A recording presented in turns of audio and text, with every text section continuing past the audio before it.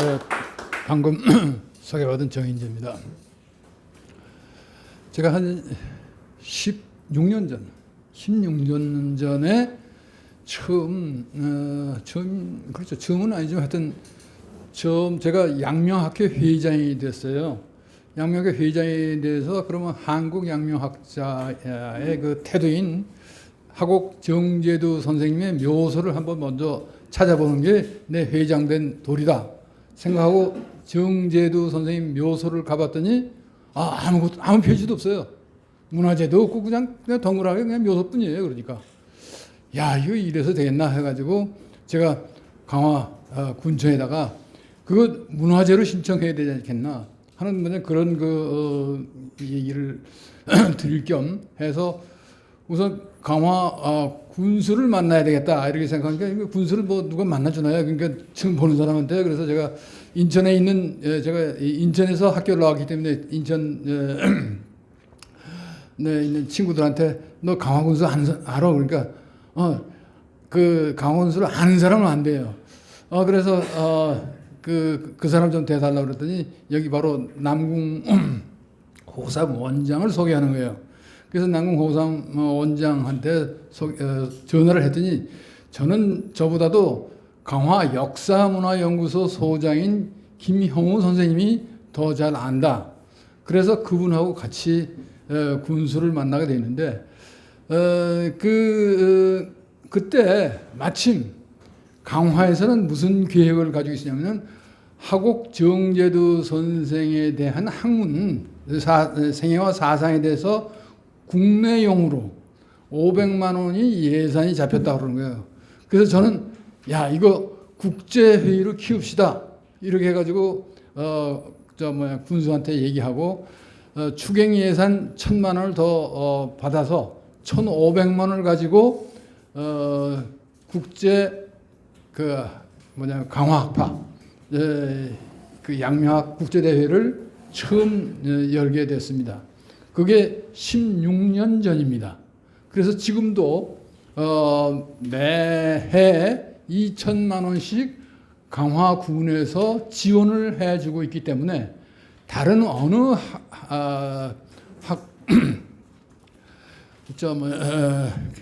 학문 분야보다도 그 학회가 한국에 무수히 많지만 이렇게 전적으로 지원을 받아가지고 학회를 열기 때문에 양명학회가 가장 부자가 되어 있습니다. 그런데 저는 이 강화 군민들이 어떻게 생각하냐면 처음에 여기서 국제회의를 한다고 그러니까 굉장히 관심을 가지고 많은 분들이 모였어요. 야, 이 강화에서도 그렇게 국제대회가 가능한가? 뭐 이렇게 얘기하는 사람도 있을 정도로 아주 많이 모였어요. 저때는.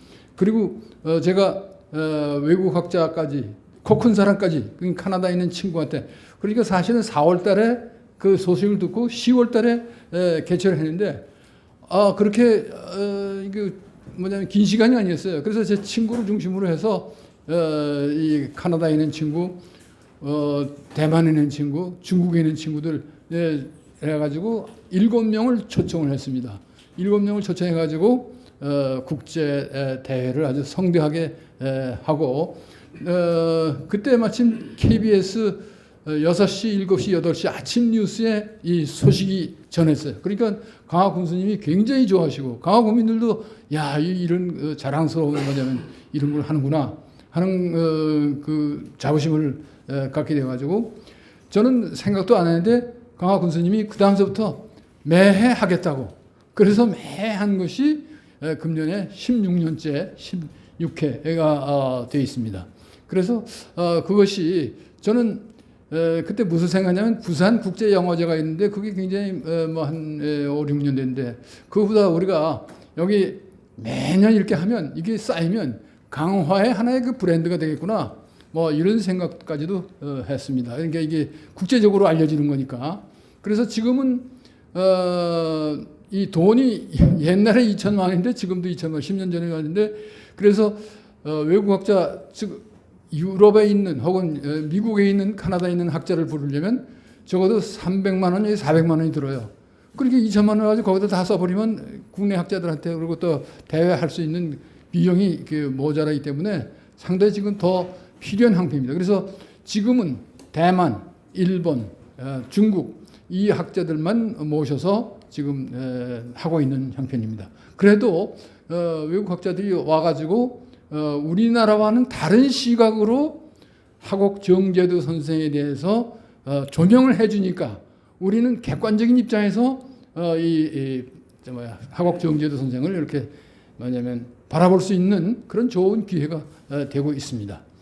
사실 저는 그때서부터 강화에 오면서 특히 저 뒤에 계시는 김영호 선생님 덕분에 김영호 선생님이 매주인가 그러니까 그 역사문화에서 강의를 이렇게 하는데 저도 매주 와서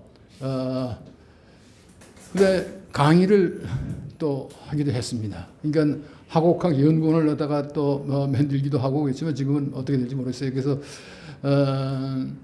그 강화 분들이 이 국제회의 이렇게 하고 가면 자기들끼리 그냥 하고 끝나고 가버리니까 강화에 남는 게 뭐 있느냐 하는 그런 그 소리가 들렸습니다. 그렇기 때문에 하곡학 연구원을 만들어 가지고 강화 분들한테 양명학 강의를 하기 위해서 1년 동안 한 적이 있습니다. 이제 전습록을 중심으로. 그러다가 제가 허리가 몹시 아파가지고 1년 하다가 그만뒀습니다. 그래가지고 그런 형편이 있고. 그런데 그 하곡묘수가 사실 문화재로 되어 있지 않은 그런 형편에서 양명학회 회장 이름으로는 되지는 않는다 그래요. 그래서 종중에서 신청해야 된다 그래서 신청을 그쪽에서 하고 실질적인 그 문화재로 뒷받침해 준 건 뒤에 계신 김영 선생님이 인천문화재 거기에 관련했기 때문에 그 하곡묘소가 인천문화재로 지정이 되어 있습니다. 그러면 지금 하곡 정제도 선생님 묘소 이외에 우리는 이건창 선생님의 생가와 그다음에 묘소는 잘 알고 있습니다. 그런데 하곡 선생의 그 소위 강화학파, 강화학파라는 건 뭐냐면 하곡학의 강화학파입니다.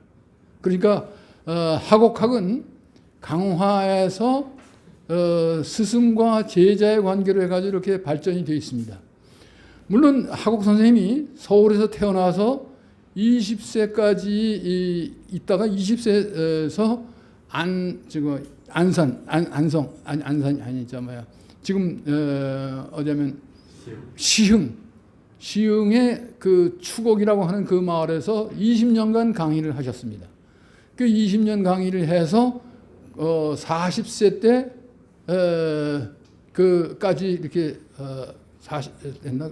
그리고 60세 때 강화에 오셔서 거기서 40까지 20에서 40까지 하시고 41년에 41 살에서부터 88세까지 강화에서 강의를 하셨습니다.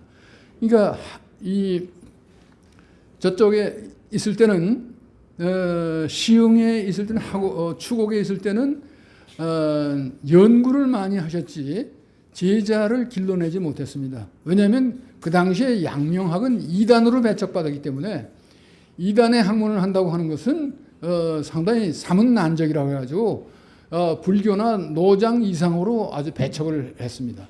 오늘날도 사실 양명학을 한다고 그래가지고 우리 친구가 성균관 관장에 도전을 했습니다. 관장에.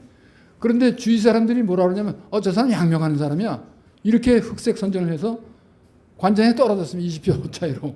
그만큼 오늘날도 이 성균관 그쪽에서 전통적으로 하는 사람들은 양명학 하면 아직까지 2단으로 생각을 하고 있습니다.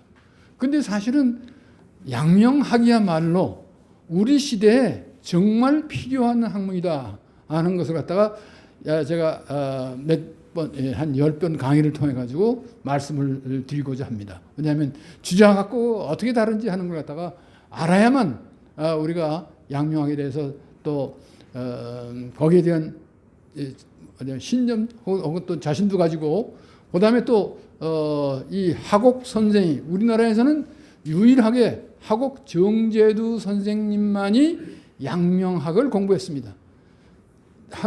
그분이 안 계셨으면 한국에는 양명학이 전혀 없을 뻔했습니다. 그러니까 이러한 훌륭한 분이 강화에, 즉 묘소가 여기 있다고 하는 것 자체가 굉장히 강화에 자랑스러운 것입니다. 그러니까 강화는 저는 하곡학의 성지다. 왜냐하면 우리가 성지 순례하지 않습니까? 되게 기독교 신자는 이스라엘에 많이 갑니다. 이 성지 순례하러. 그러면 하곡학을 하는 분들은 그럼 어디 와야 되느냐? 여기 강화에 와서 묘소 참배도 하고, 그다음에 또 제자들을 많이 가학을 통해서, 먼저 혼인 관계를 통해서 손자 사위 이쪽을 통해서 가학으로 전달이 된 것이 바로 강화학파입니다. 그래서 이광사, 이광 이런 분들, 그다음에 또 이건창 선생도 그 강화학파의 하나의 후손이라고 그렇게 할 수 있습니다. 그러니까 이런 분들이 그 묘소가 여기에 저기 있습니다. 그러니까 이시원 내지 이지원 이런 분들의 묘소는 알고, 근데 그 할아버지인 이건백 선생의 그 묘소는 어딘지 잘 모르실 겁니다. 그러니까 그거는 그 후손이 자기 죽으면 이 묘소를 돌볼 사람이 없다라서 파가지고 화장을 하려고 그러는데, 그거를 뭐냐면 몇 명이서 이건용 선생이라든가 몇 사람이 그걸 알아가지고 그걸 다시 그 이건창 선생님 묘소 옆에다가 모시게 됐습니다. 그러니까 이런 그 훌륭한 분들이 강화에는 많이 잠들고 계십니다. 이 잠들고 계신 이 강화에 아무런 그분들을 기리고 기념할 만한 그런 장소가 없습니다. 사실은 하곡 정제두 선생이 영조의 부름을 받아가지고 대독을 하고 몇 번 많이 담화를 하고 했기 때문에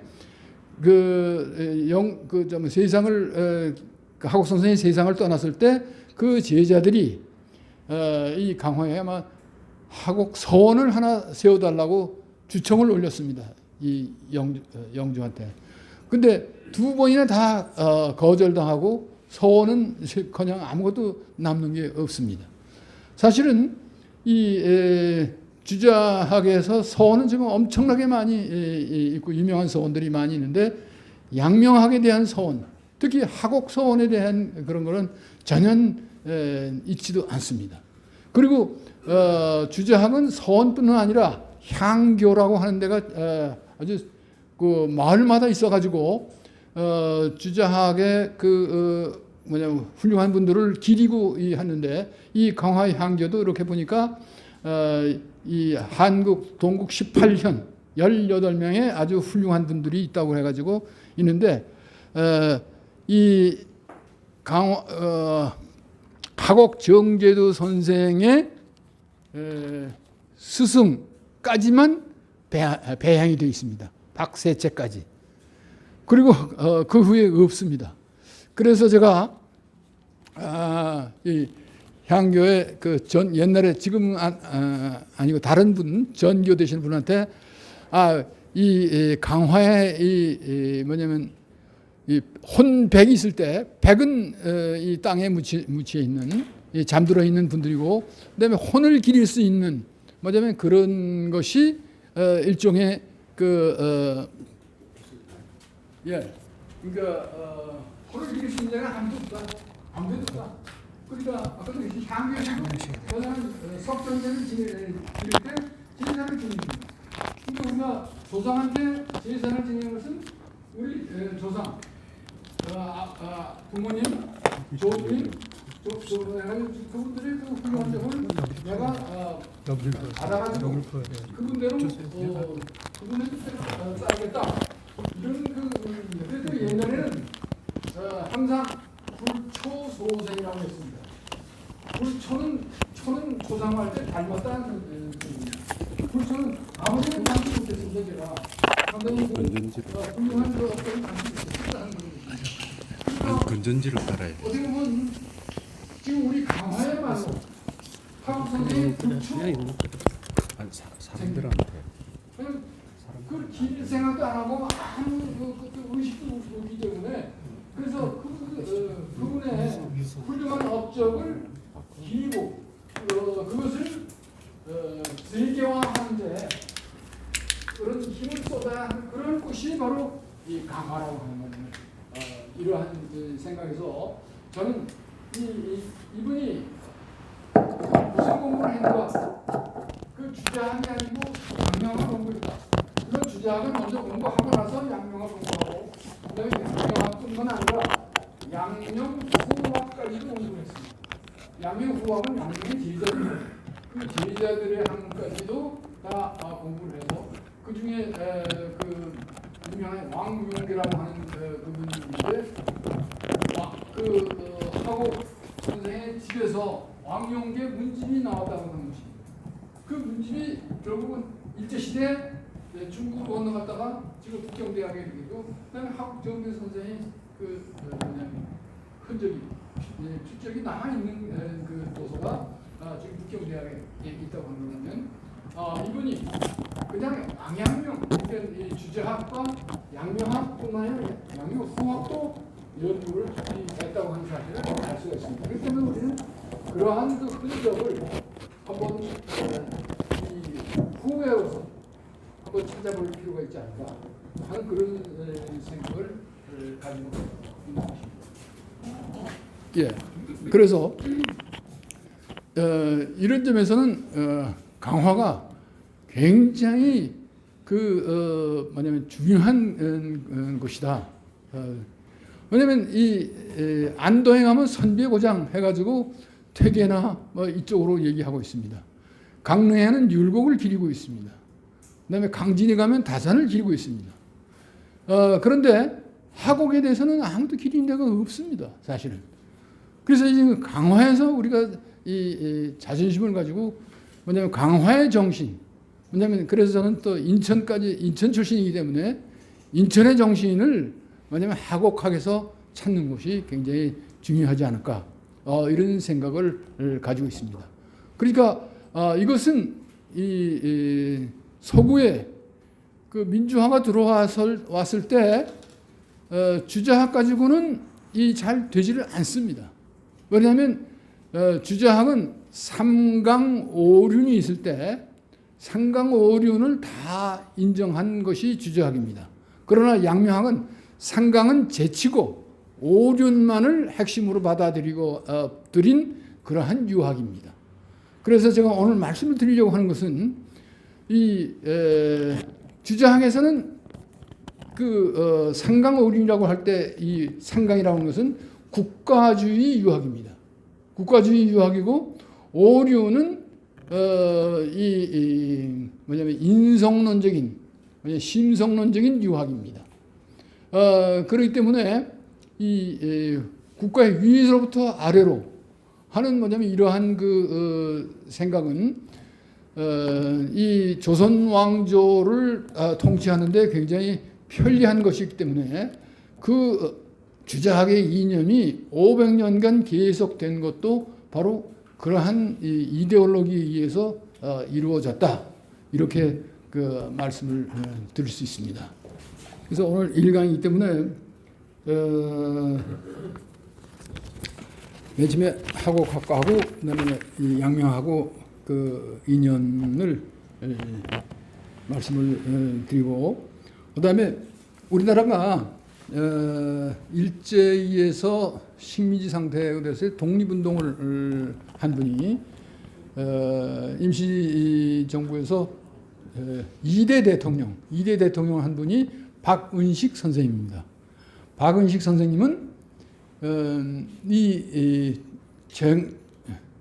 재래 주자학을 가지고서는 이 대한민국 한국을 다시 일으킬 수가 없다. 그렇기 때문에 새로운 사상, 새로운 것을 가지고 해야 된다 해가지고 양명학을 가지고 양명학 그에 대한 유교 구신론, 유교를 다시 새롭게 만들자고 하는 유교 구신론을 갖다가 얘기를 했습니다.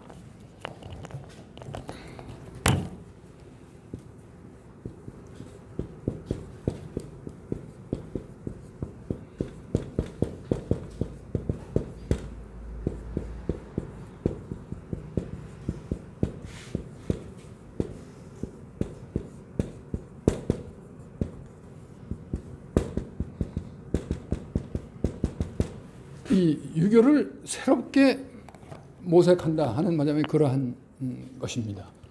여기에서 이 주자학과 양명학을 비교를 하시면서 주자학은 관학이다.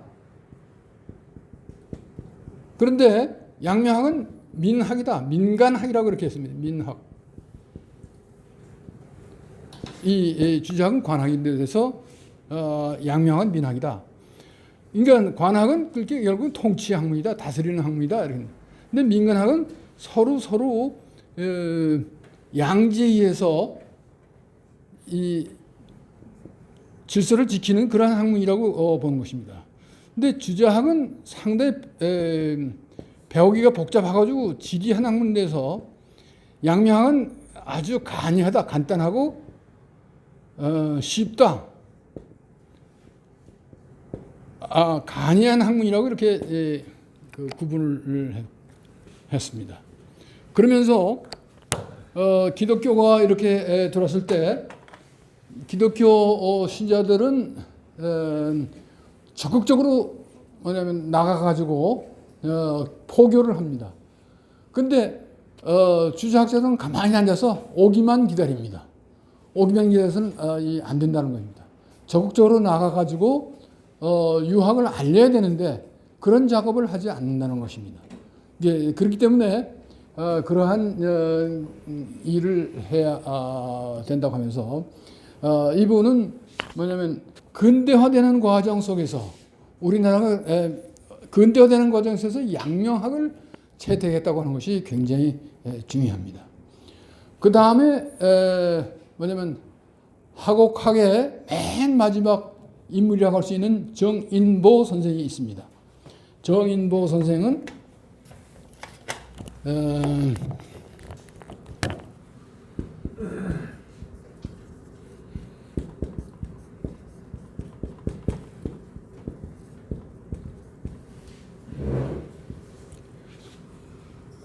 양명학 연론이라고 하는 책을 썼습니다.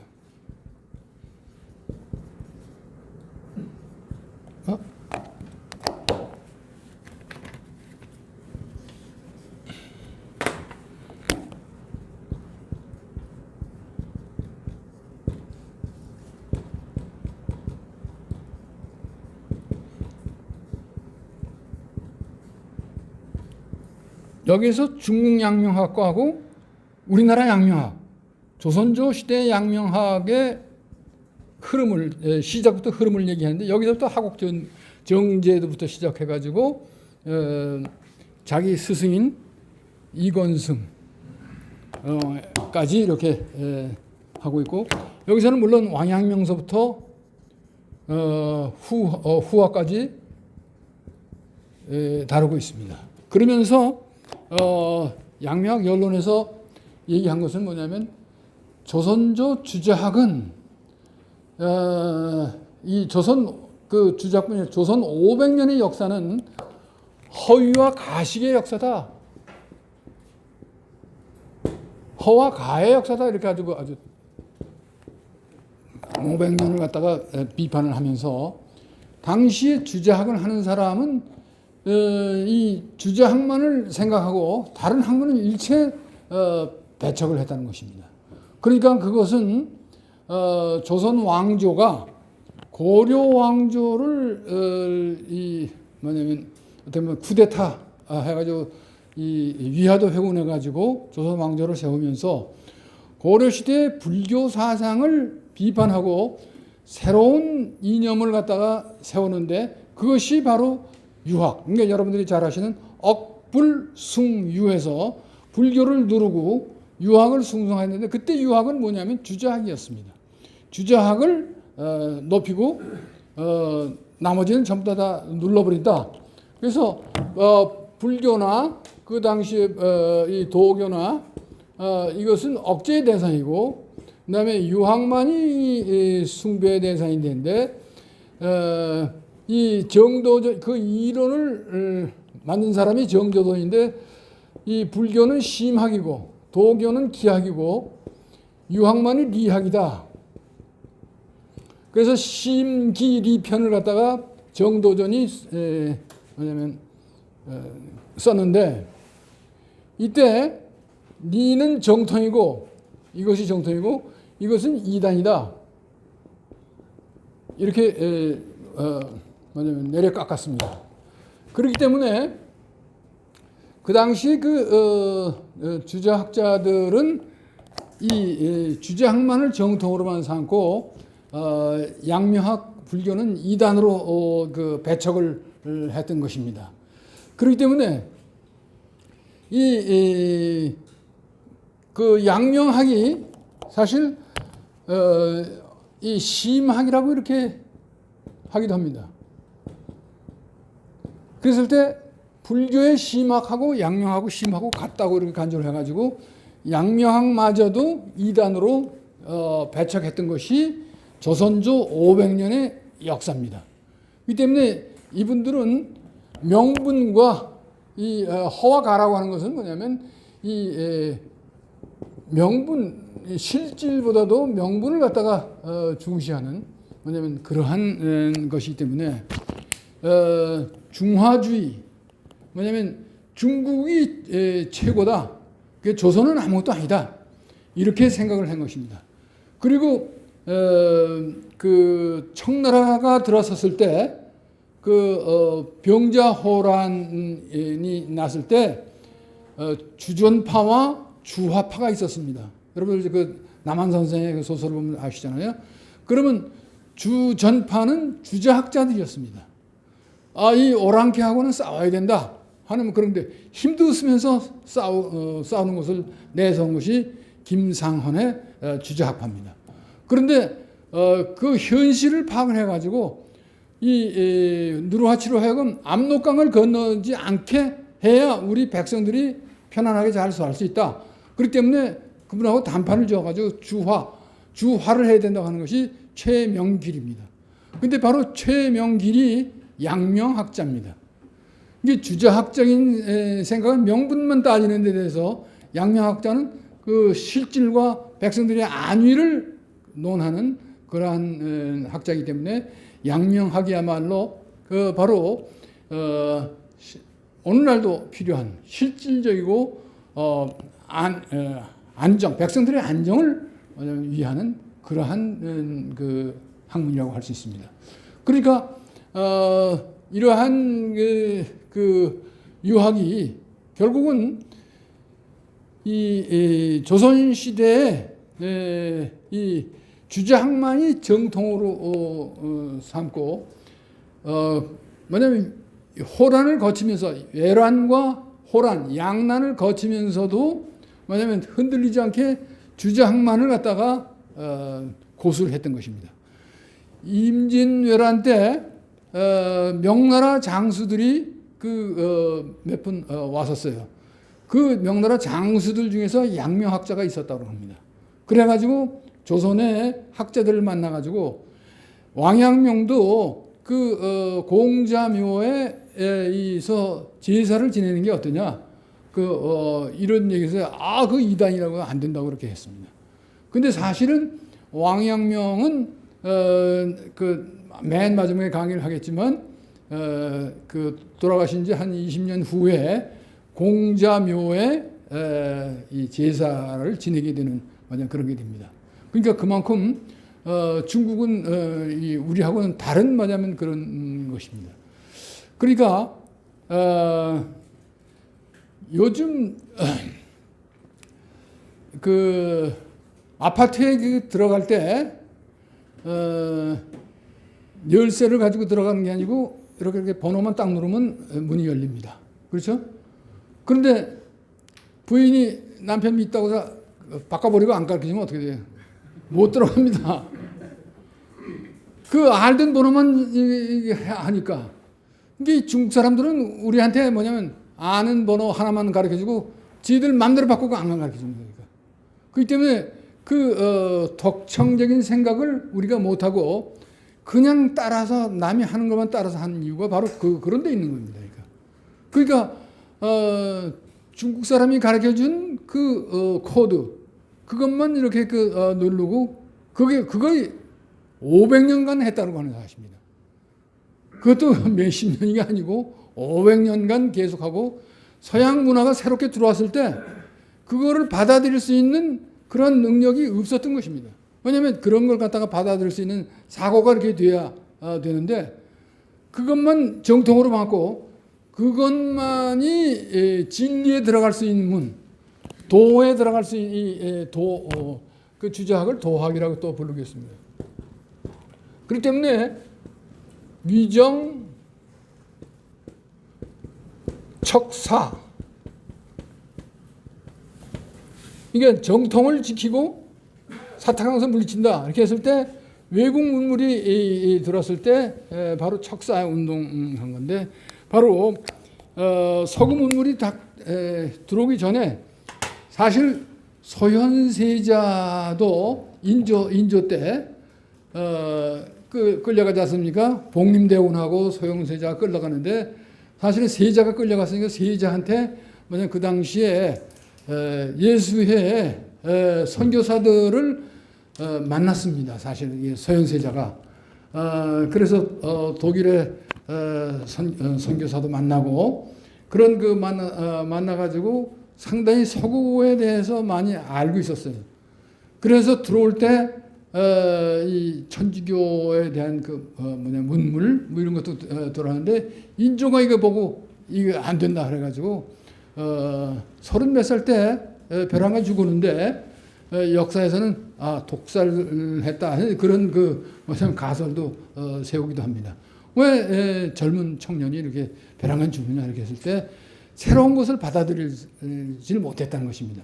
그러니까 주자학만이 이 정통인데 다른 열쇠를 가지고 있는 뭐냐면 다른 걸 할 수 있는 뭐냐면 그러한 사고를 가진 사람들을 용납을 하지 못했던 것입니다. 그러니까 위정척사하고 대원군이 쇄국 정책을 한 것도 뭐냐면 주자학의 위정척사라고 하는 뭐냐면 이러한 사고방식이 정도전이 만들어 놓은 그 열쇠 번호 그거를 500년 동안 계속 지켰다고 하는 것입니다. 그러니까 정도전이 그 심기리 편에서 만들어 놓은 뭐냐면 번호 그걸 500년간 계속 지켰다고 하는 사실입니다. 그러니까 그게 다른 겁니다. 그런데 이 강화는 그런 점에서 조금 다르다고 할 수 있습니다.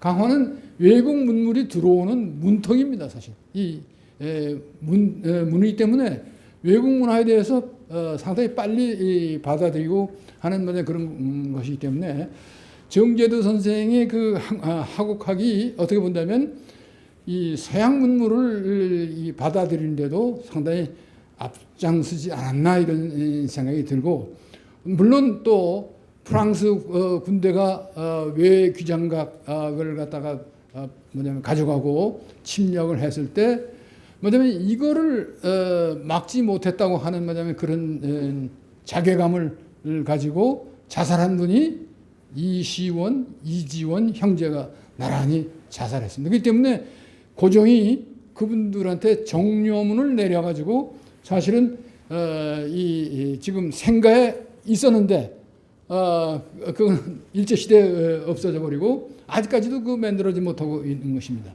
그냥 생가만 떠오르니 보면 그 초가지 별거 볼 거 있어 이렇게 해가지고 내야 되는데 거기다가 사실 정료문을 멋있게 지어놓고 이러한 이념에서 이러한 사람들이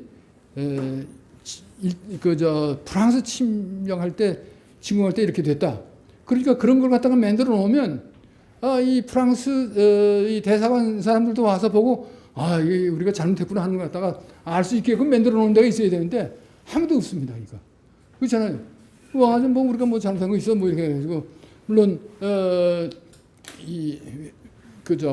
다 약탈해가지고 가놓고 그다음에 하나도 그런 건 없습니다. 그러나 그런 걸 갖다가 만들어 놓고 우리가 이 너희를 이렇게 한 걸 갖다 잊지 않는다. 왜냐하면 잊지 않는다고 하는 것이 굉장히 중요합니다.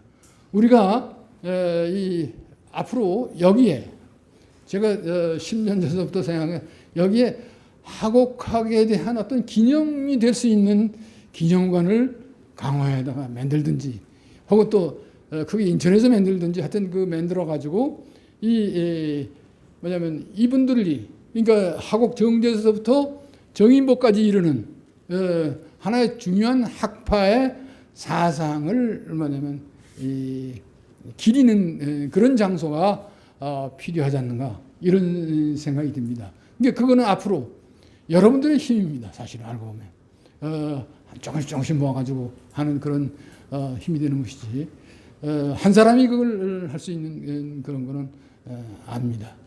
저는 그래서 그때 회장이 되면서 강화에 그런 거 갖다가 꿈을 꾸면서 문화관광부에다가 한번 물어본 적이 있습니다. 그랬더니 특이성이 있어야 된다. 그리고 계속성이 있어야 된다. 이 두 가지를 얘기합니다.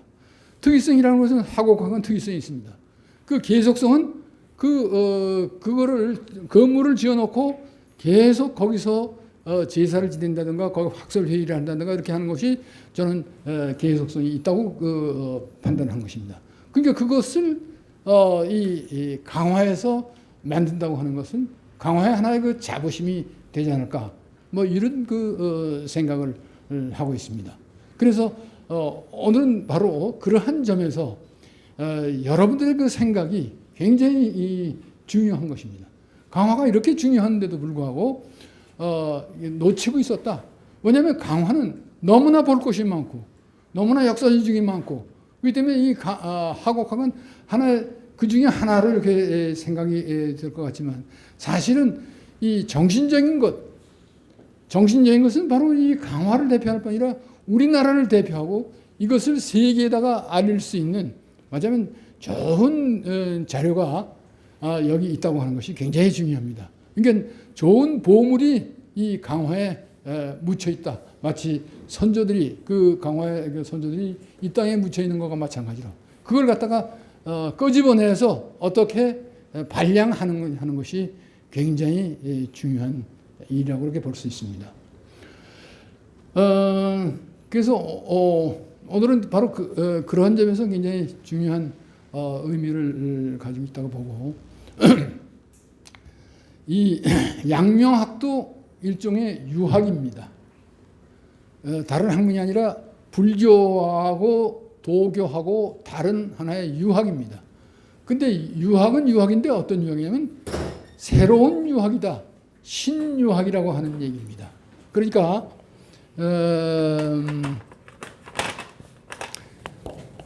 카톡으로 네. 얘기하는 내용 보내드렸거든요. 그 참고하시면 되죠. 유학은 유학인데 신유학이라는 겁니다. 새로운 유학이다. 그 유학은 어디서 시작되냐면 물론 순자 거쳐서 한나라 시대에 한대 유학을 거쳐서 그다음에 그 이후에 불교가 서양에서 인도에서 들어오고 그다음에 도교가 그 당시에 당나라 때 국교이기 때문에 한대는 기학이었습니다. 기를 중심으로 하는 기학이었는데 이 기학은 뭐냐면 숙명론적이라고 할 수 있습니다. 그러니까 태어나서 그렇게 된 거는 남자를 태어나서 어쩔 수 없고 여자를 태어나서 어쩔 수 없고 그런 운명론적인 그러한 것이 이 기학이라고 할 수 있습니다. 그러나 리학이라고 하는 것은 뭐냐면 설령 운명적으로 태어났다 하더라도 그것을 고칠 수 있다, 바꿀 수 있다고 하는 그런 신념을 가진 것이 신유학입니다. 그러니까 리학이라고 하는 것은 이 도덕적인 이성에 의해서 누구나 다 성인이 될 수 있다 하는 그런 신념을 가지고 있었던 것입니다. 그러니까 이러한 신념을 처음 불러 일으켜 주었기 때문에 이것을 새로운 유학이라고 이렇게 얘기를 하는 것입니다. 그래서 이러한 신리학에 의해서 왜냐하면 이 리학을 중시를 했지만 그러나 유학이라고 하는 사실은 뼈대는 변함이 없었던 것입니다. 그러면 유학의 가장 근본적인 뼈대는 과연 뭐냐 하는 것을 지금부터 말씀을 이게 자꾸 뒤로 가네 드리려고 합니다. 유학하면 생각나는 게 뭐죠? 예? 유학하면 가장 먼저 떠오르는 게 뭘까요? 예? 공자하고 또 공자 맹자 뭐 사람 이름이고요. 그다음에 유학의 가장 걸자적인 거, 기본적인 거. 예? 어딜인 뭐 그건 공자의 사상이고 상강오륜이죠. 대개 우리가 삼강 오륜 이렇게 얘기를 합니다.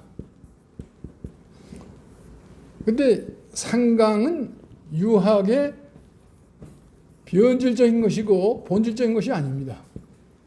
유학의 본질적인 것은 바로 오륜, 유의,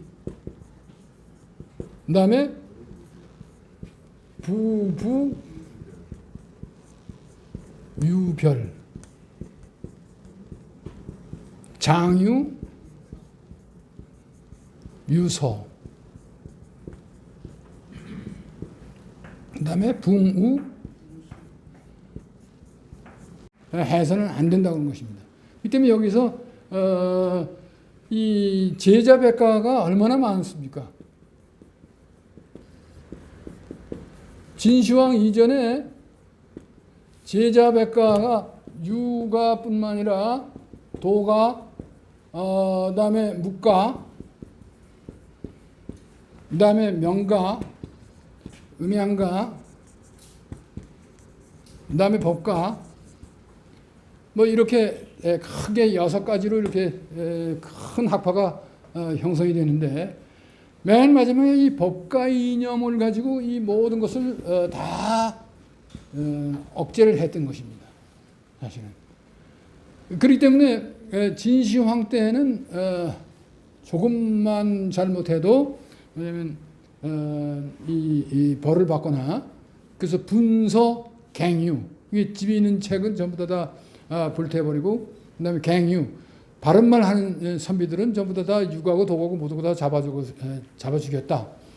그래서 38년인가 그렇게 하다가 결국은 망하고 한나라가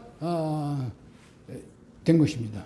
그래서 한나라 때는 바로 이 법가의 이념을 그냥 그대로 쓰자니 앞에 너무 거기에 대한 반발이 심하고 그렇다고 해서 모든 걸 다 풀어줄 수는 없습니다. 그래서 한나라 초기에는 한대 초기에는 법가의 이념이 법가의 이념이 아니라 도가의 노장 사상이 한때 유행했습니다. 노장 사상. 그래서 특히 노장 사상이 유행하기 때문에 이때 황제 노장 사상이 결합이 되는 황노학이라고 하는 것이 되는데 왜냐하면 국가의 기본적인 통치는 황제가 하는 것이고 그 다음에 황제는 모든 걸 다 자유롭게 풀어줘야 된다. 그게 노장 사상입니다. 그러니까 하나하나 일일이 간섭하지 않고 그러니까 이 법가처럼 일일이 하나하나 일것이 일것도 다 감시하고 감독하는 것이 아니라 다 풀어줘라. 그러니까 let it be 그냥 그대로 내둬라 하는 그러한 사상이 노장 사상입니다. 그러니까 그것을 할 수 있는 그 사람 황제는 있고, 그다음에 다 풀어주는 노장 사상이 그 유행을 했었는데, 가만히 이렇게 보니까 이 노장 사상이 그냥 그대로 놔둬 버리면, 그대로 놔두면 다시 전국 시대 제자백가가 먼저 떠드는 그러한 시대로 또 혼란한 그 경우에 빠지기 때문에 이 한나라가 서자 어떻게 되냐면 이 유교 하나만 남겨놓고 나머지는 전부 다 또 비판을 했던 것입니다. 이게 독존유가입니다. 독존. 그러니까 유교만을 숭상하고 홀로 높이고 다른 거 갖다가 다 배척을 했던 것입니다. 제자백가를. 그러니까 이때 유교는 제자백가 시대의 공자, 맹자, 순자의 유교하고는 다릅니다. 그러니까 이때는 국가주의 유학입니다. 그러니까 한나라 시대의 유학은 국가주의 유학이다. 그러니까 국가주의 유학의 필요성에 의해서 국가의 필요성에서 만들어진 것이 삼가이다. 그래서 국가의 통치를 위해서 뭐냐면 법가의 이념을 유교 속에 들여놓은 것이 상가입니다. 그러니까 원래는 맹자가 인간과 짐승하고 다른 점이 뭐냐? 인간이 인간다운 그러한 점이 뭐냐고 생각했을 때 그건 바로 오륜이라고 봤습니다. 그러니까 가르치지 않으면 짐승이나 마찬가지가 된다. 그렇기 때문에 이러한 그 짐승의 상태에서 이것을 벗어나기 위해서 가르친 것이 오륜입니다. 그러니까 지금 그 전통이 오늘날도 계속되어 있고 우리나라도 은연중에 그러한 사고방식이 뭐냐면 남아있다고도 볼 수 있습니다. 어떻게 본다면 오륜적인 사상이 오륜은 윤이라고 하는 게 뭐냐면 관계입니다. 관계 5가지 기본적인 관계를 오륜이라고 부릅니다. 그러니까 인간과 인간에 있어서 무수한 관계가 이렇게 있습니다. 그러니까 지금 저하고 여러분들도 지금 이 관계 속에서 지금 이거 있는 것입니다. 이 불교에서는 인연이라고 하겠죠. 좋은 인연이다 이렇게 얘기를 할 겁니다. 기독교 같으면 이건 섭리다. 하느님의 섭리에 의해서 만난 거다. 이렇게 또 얘기를 할 수 있겠죠. 그러나 유교에서는 이러한 관계를 뭐냐면 오륜이라고 하는데 오륜은 그러면 여러분하고 부자 관계도 아니고 그렇다고 해서 군신도 아니고 부부도 아니고 장녀도 아니고 그럼 뭐냐 이 부부관계 어떻게 본다면 다 어떻게 보면 세계 모든 사람이 부부관계에 있다고 그렇게 얘기를 할 수 있습니다. 이렇게 그래서 이런 점에서 볼 때 맹자는 인간이 인간답게 살 수 있는 그러한 길이 뭐냐 이렇게 했을 때 맹자는 바로 이 오륜을 얘기했던 것입니다. 오륜. 그리고 오륜에 의해서 만들어진 것이 인, 의, 예, 지, 신. 이거를 오상이라고 그럽니다. 이게 이 덕목. 인의예지신. 우리가 인의라고 얘기할 때 인의. 이 인이라고 하면 사랑, 기본적인 사랑입니다. 가장 가까운 사랑이고 의라고 하는 것은 올바름, 뭐냐면 불의에 대해서는 참지 못하는 뭐냐면 이런 것이 의라고 할 수 있습니다. 그러니까 인과 사랑과 정의 이 2가지가 유학의 그 오륜 속에 오륜의 관계 속에서 나온 덕목이라고 할 수 있습니다. 이 덕목. 우리가 이 덕목이 먼저 나온 게 아니라 사실은 오륜의 관계가 먼저 있었다고도 할 수 있습니다. 오륜이 먼저 있습니다. 그러면 맹자가 오륜을 만들 때 사실은 이 공자의 사상 이을 받아들여 가지고 유학을 뭐냐면 정통으로 만든 것이 어떻게 보면 맹자가 굉장히 중요한 역할을 했다. 우리는 이렇게 얘기를 할 수가 있습니다.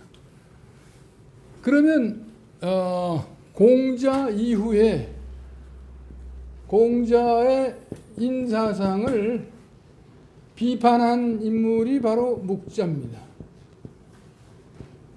묵자는 의를 갖다 강조를 했고, 그 다음에 양주라고 하는 그런 인물이 위아주의, 묵자는 겸해주의,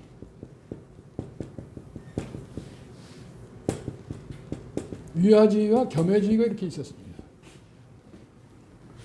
그 공자의 인사상은 어떻게 본다면 인문주의라고 이렇게 얘기를 할 수 있겠죠. 근데 이 묵자는 겸해주의를 얘기해서 내 부모나 남의 부모나 겸해서 사랑한다 하는 말이면 이런 겸해주의입니다. 그러니까 내 아버지하고 다른 사람의 아버지하고 물속에 빠졌을 때 누구를 먼저 건네주냐, 누구를 먼저 구해주냐. 여러분들 같으면 자기 아버지 먼저 구해죠. 조금 멀리 있어도.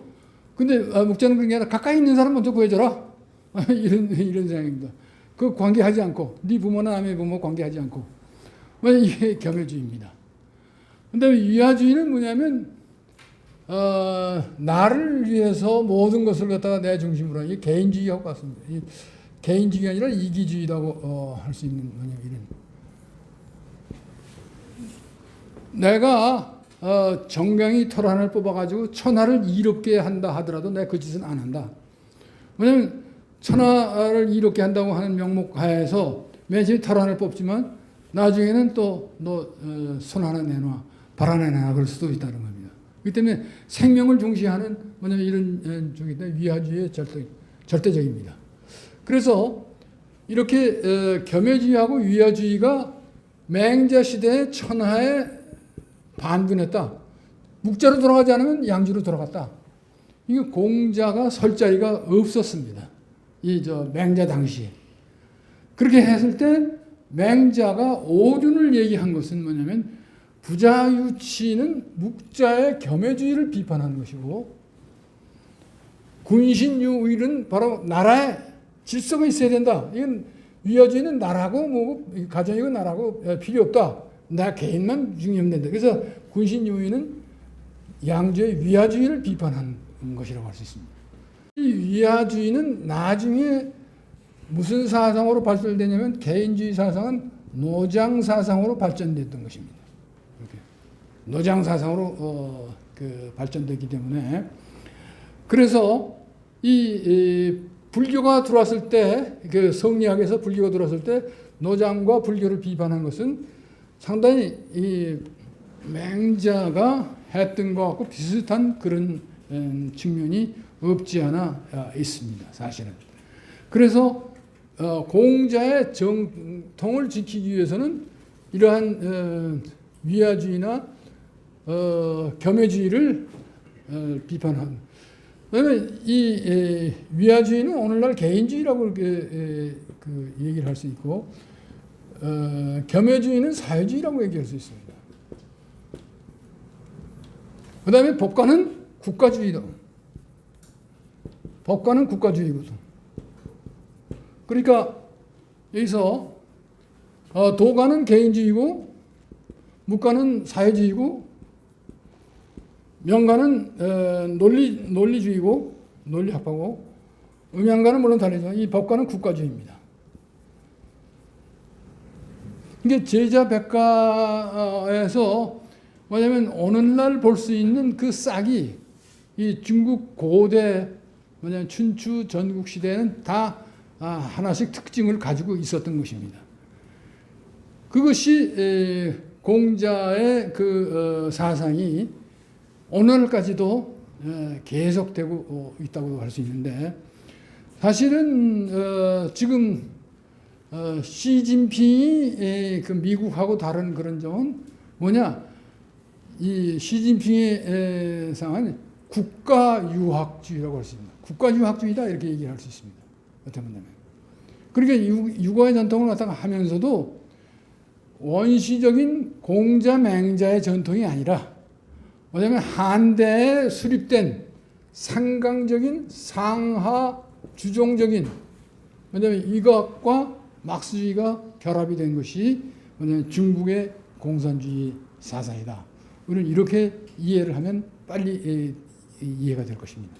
그래서 맨 처음에는 중국이 등소평이 개혁 개방을 이렇게 했을 때 유학자들이 상당히 당대 신유학, 그러니까 당대 신유학이라는 뭐냐면 서양의 사상하고 주자학 내지 양명하고 결합을 시켜가지고 새로운 유학을 또 만들어내는데 그쪽에 대해서 많은 관심을 가지고 책도 많이 하고 그러더니 시진핑이 이렇게 집권하고 나서 슬슬 사라지기 시작했습니다. 슬슬 사라지기 시작하고 왜냐하면 진시황 비슷하게 이게 모택동이 가장 숭배하던 인물이 진시황입니다. 그러니까 시진핑도 모택동하고 비슷하게 이렇게 돼가고 있기 때문에 지금 미국하고 안 맞아서 지금 상당히 갈등을 빚고 있는 것도 바로 그러한 것이라고 할 수 있습니다. 근데 우리나라는 이 오륜 중심, 상강 물론 있지만 오륜을 갖다가 중시한 그러한 유학이 강하기 때문에 국가주의 유학하고는 다른 형태의 유학을 우리는 지금 하고 있는데 사실은 이 주자학은 국가주의 유학을 그대로 계승하고 있는데 반해서 양명학은 바로 이 국가주의 유학을 비판한다는 점에서 양명학의 하나의 다른 특징을 찾을 수 있다고 하는 것입니다. 그러니까 상강과 오륜 중에서 상강 국가주의적인 것은 비판하고 오륜만 본질적인 유학만을 얘기한 것이 양명학이다. 이렇게 얘기를 할 수 있습니다. 근데 교수님, 예. 그 아까 유학을 인문주의라고 예. 그러셨는데요. 예. 근데 이제 뭐 다른 거를 갖다 현대적인 사상주의랑 이데올로기랑 연결을 했다고 한다면 예. 유가는 어떻게 연결을 할 수 있을까요? 그러니까 그 유가에서 인이라고 하는 거는 예. 어찌 보면은 사람인 네, 사람이네. 그러니까 그 인과의 관계 속에서 네. 민과의 관계 속에서는 그러니까 다른 걸 용어를 썼다고 예. 그렇게 얘기를 하고 있더라고요. 예, 그렇습니다. 그랬을 때 이문주의라고 하는 거는 어찌 보면 귀족과 뭐 그 관료들에 위한 그런 이문주의라고 하는 것으로 인을 갖다 볼 수 있을 것 같은데 뭐 그렇게 봤을 때는 그 관계라고 하는 거를 예. 어떻게 봐야 할지. 예, 예. 그래서 지금 사실 제가 여러 가지 뭐냐면 개인주의, 사회주의, 국가주의 이렇게 얘기하면서 그 유학은 개인주의도 아니고 국가주의도 아니고 그럼 뭘로 봐야 할까 이렇게 했을 때 인이야말로 그러면 인문을 휴머니즘, 그냥 휴머니티를 얘기한다면서 인문주의가 아닌가 뭐 이런 그 말씀을 드린 것입니다. 휴머니즘이라고 하는 점에서. 근데 인이 적용되는 것이 공자가 이야기할 때는 예. 그 사람 인자에 인을 적용을 하고 예, 예. 그 민은 인자는 인을 적용하지 않고 예. 이야기를 하고 있는 부분들이 많이 있더라고요. 많이 있어요. 예. 이것을 얘기한 것이 모태통 시절에 공자를 해석하면서 그렇게 해석을 했습니다. 민은 눈이 꿰인 사람, 비판력이 없는 사람, 인만이 그러니까 뭐냐면 비판적인 능력도 가지고 인간적인 뭐냐면 정말로 인간적인 그런 사람이고 민은 하고 이렇게 생각을 했는데 사실은 이러한 것은 일종의 뭐냐면 그 모택동이 그 시절에 마르크스주의 입장에서 이거를 구분하면서 계급 구분을 하면서 나온 그러한 그 관념이었다. 그러니까 요새는 이 인민이라고 얘기하지. 그러니까 우리는 인민이라는 말을 쓰지는 않는데 인과 민을 다 같이 사용하고 맹자가 뭐냐면 민위 상이라고 씁니다. 민이 가장 위다. 맹자가 이런 얘기를 했습니다. 그 다음에 사직이 차직, 군위경,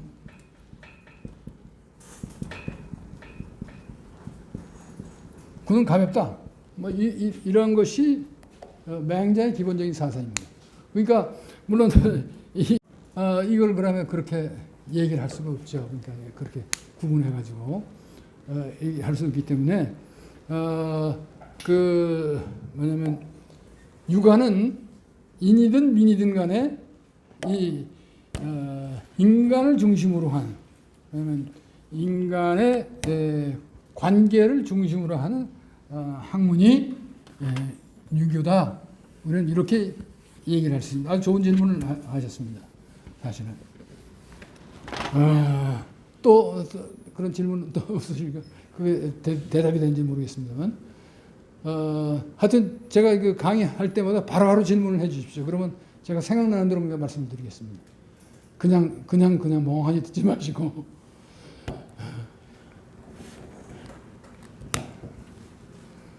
조금 쉬었다 해요? 좀 쉬었다 하시는 거 네. 잠깐 쉬었다. 저는 강의하면 이 정신이 없어요. 그냥 2시간 그냥 내버려요. 평소엔 자꾸 허리가 아프고 뭐 다리도 아프고 그러다가 강의하면 그냥 정신이 없어요. 5분만 쉬겠습니다. 예, 한 5분만 쉬었다가.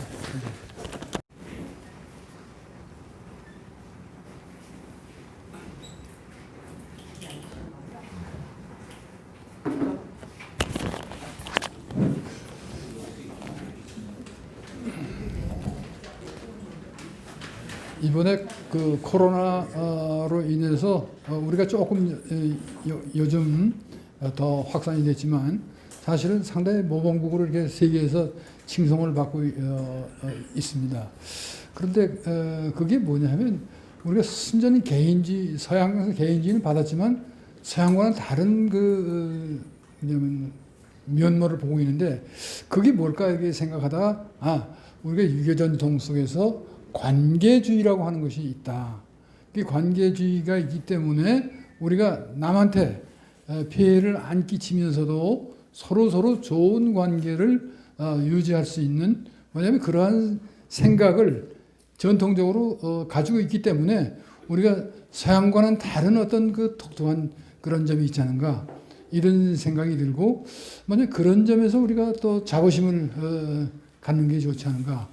그래서 저는 유교적인 그러한 생각을 또 뭐냐면 그 언론에서도 또 얘기하기도 하는데 그럼 구체적으로 유교에서 그 뭐를 가르쳤기 때문에 그렇게 되느냐 이렇게 봤을 때 우리는 아무래도 가족주의적인 성격을 강하게 가지고 있습니다. 가족적인 것.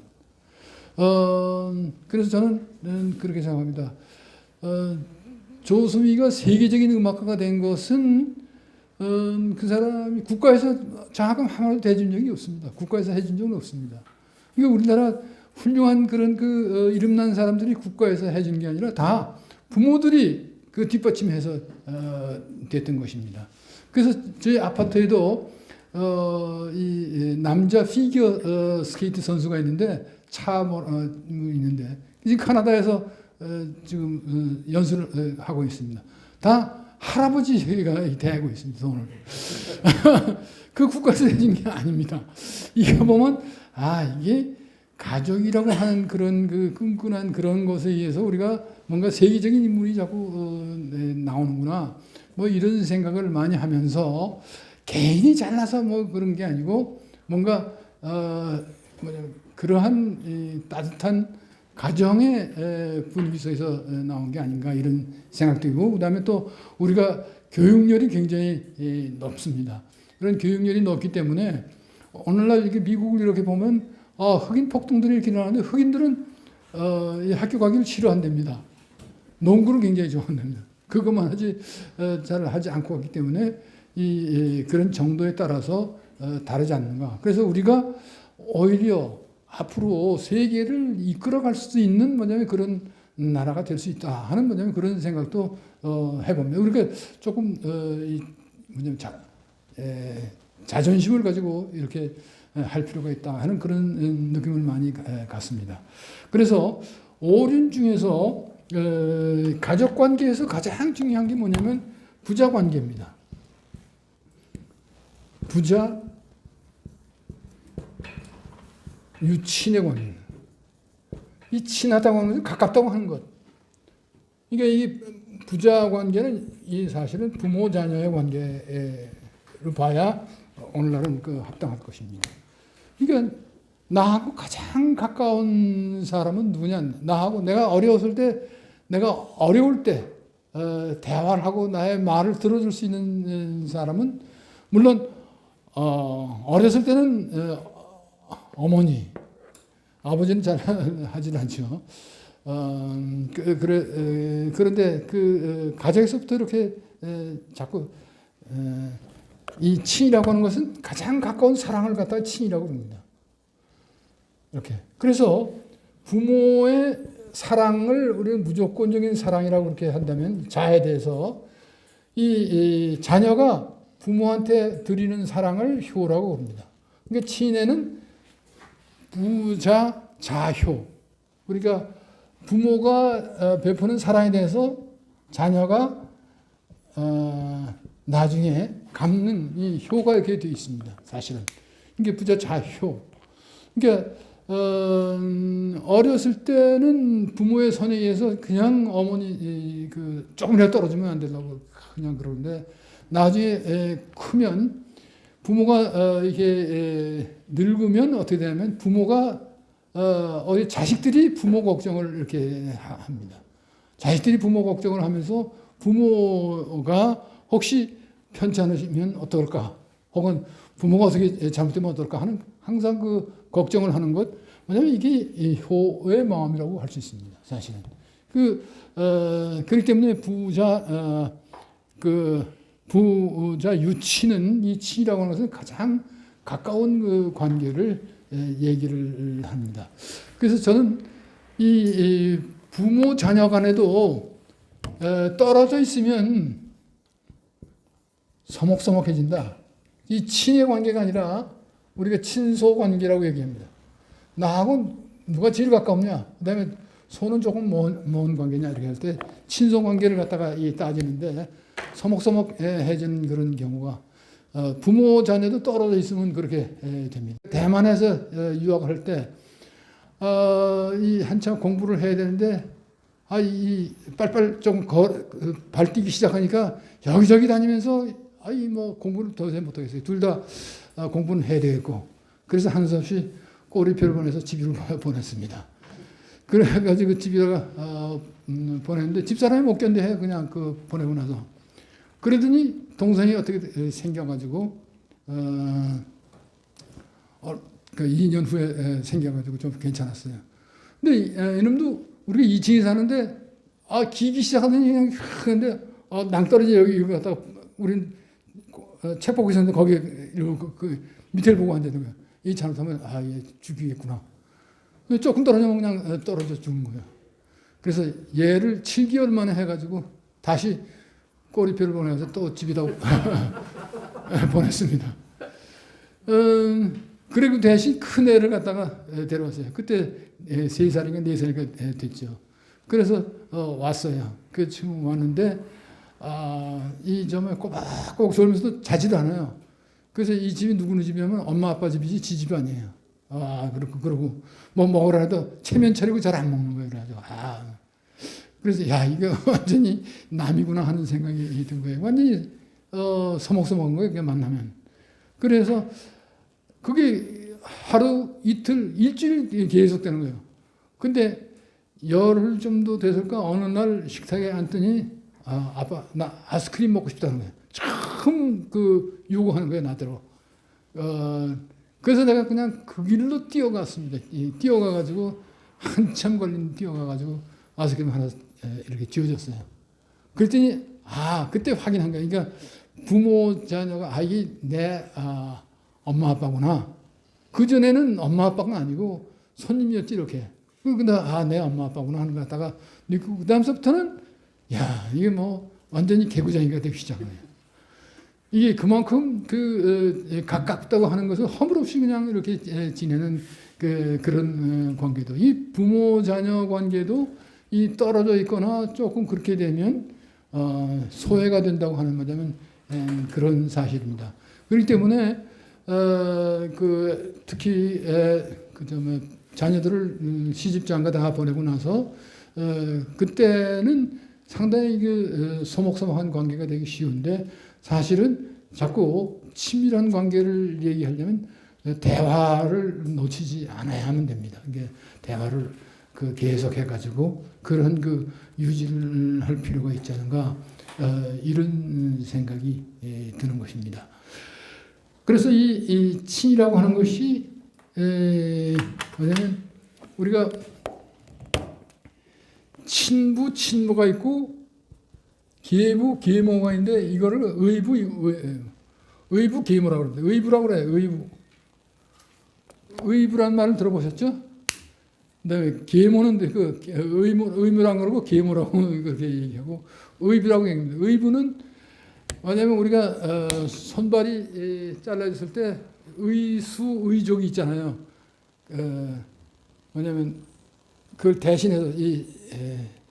대신해서 끼는 잠시 임시로 끼우는 뭐냐면 이런 거 땜빵질하는 뭐냐면 이런 식으로 생각하는 것이 의부 계모의 관계입니다. 그러니까 이때 친의 관계가 아무래도 희석이 되기 때문에 우리나라 전설의 콩쥐팥쥐의 전설도 나온 것도 바로 그런 데서 나온 게 아닌가 이런 생각이 듭니다. 그렇지만 하여튼 관계 속에서 어렸을 때부터 계속 이렇게 있게 되면 그런 걸 갖다가 잊어버리게 되는 뭐냐면 점점 더 친화성이 있게 됩니다. 그러면 이 육아에서는 군신유의 이렇게 얘기하는데 여기서 군민유의가 아니라고 하는 것입니다. 군민유의가 아니다. 군신유의지. 군과 민과의 관계가 의를 얘기한 것이 민주주의에서 지금 군민주의라고 할 수 있습니다. 그러나 과거에는 민주주의가 없었습니다. 그러니까 게티스버그의 유명한 연설은 뭐냐면 of the people, by the people, for the people 그렇게 있지 않습니까? 세 가지 있지 않습니까? 과거에 of the 백성의 군주, 그다음에 백성을 위한 그러나 by 백성에 의한 것은 없었습니다. 백성을 위한 정부, 백성의 정부는 있었습니다. 이것을 우리는 뭐라 그러냐면 여기서 민주 여기는 by the지만 이거는 민중이 아니라 민본주의라고 얘기합니다. 백성을 위한 백성의 정치. 만약 이것을 민본주의라고 얘기를 합니다. 민본주의는 있어서도 민주주의는 없었던 것입니다. 그러니까 민본주의에서 가장 리더 역할을 하는 사람이 군이고 신은 뭐냐면 리더를 도와주는 역할을 하는 사람이 신입니다. 그러니까 군 혼자 다스릴 수가 없습니다. 그러니까 같이 옆에 있는 장관들 육부 뭐냐면 2호의 병형공 그래가지고 나눠가지고 다스리는 그런 것입니다. 그러니까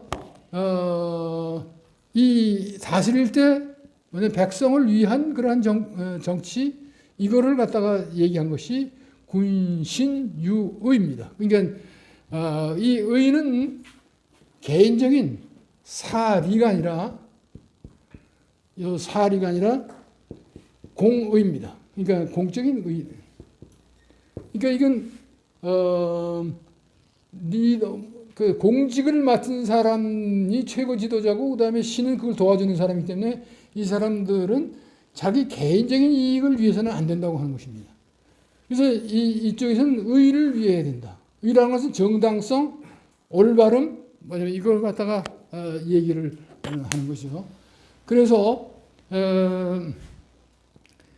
이 모종삼은 뭐라 그러냐면 동양에는 정도는 없었고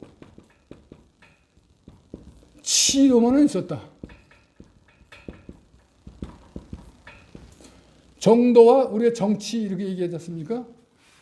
그런데 정도는 뭐냐면 정권을 획득하는 방법을 우리는 정도라고 합니다.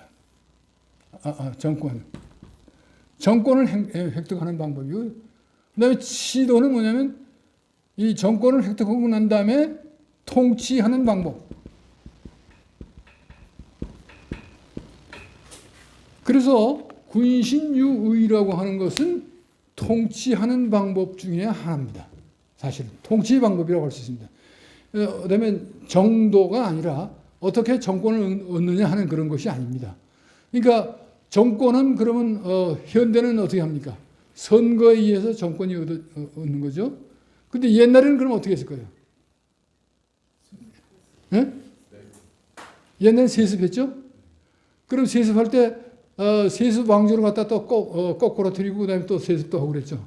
중국 역사를 보면 쭉 그 왕권을 거꾸로 들이는 그렇게 했을 때 그 왕권을 거꾸로 들이는 것은 뭐냐면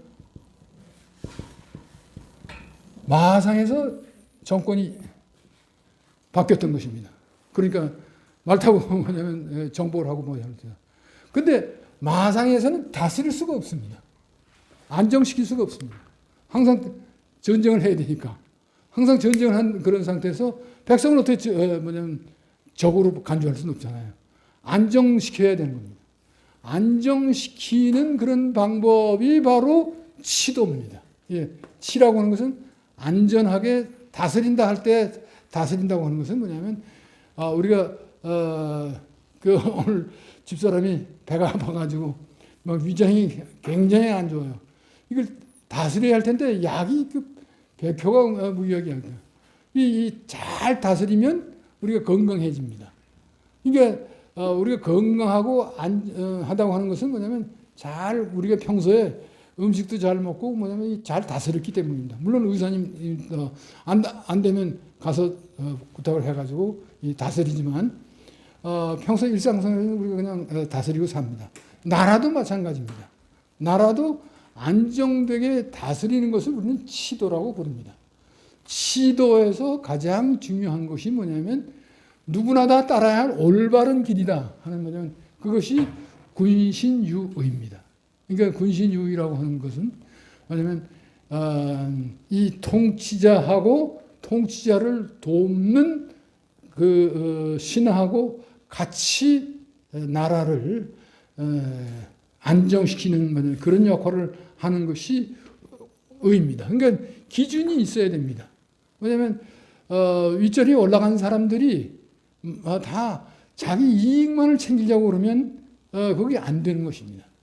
그렇기 때문에 자기 이익을 멀리하고 오히려 의를 올바른 것을 뭐가 올바른 하는 걸 갖다가 항상 생각을 하고 그것에 염두를 두고 백성을 위한 정치를 한다고 하는 것이 기본적으로 육아의 기본적인 정치 철학입니다. 그러니까 법가의 정치 철학은 뭐냐면 힘에 의해서만 하면 되지 무슨 의가 필요하느냐. 그러니까 이 다릅니다. 그러니까 의가 필요 없는 겁니다. 군인 신강이지 여기는 군신유의가 서로 지켜야 할 그러한 것이 올바른 것, 정의로운 것, 이것이 반드시 있어야 된다고 하는 것이 군신유의입니다. 그러니까 우리가 군민유의 같으면 우리가 백성들이 뽑았으니까 의로워야 된다 하는 거냐면 요새 by the people이니까 그런 얘기를 할 수 있지만 옛날에는 by the people이 없었고 민본주의다. 민주주의가 아니라 그렇기 때문에 군신유의가 굉장히 중요한 덕목이었습니다. 그러니까 정치상에서 굉장히 중요한 그런 것이고, 그 다음에 세 번째가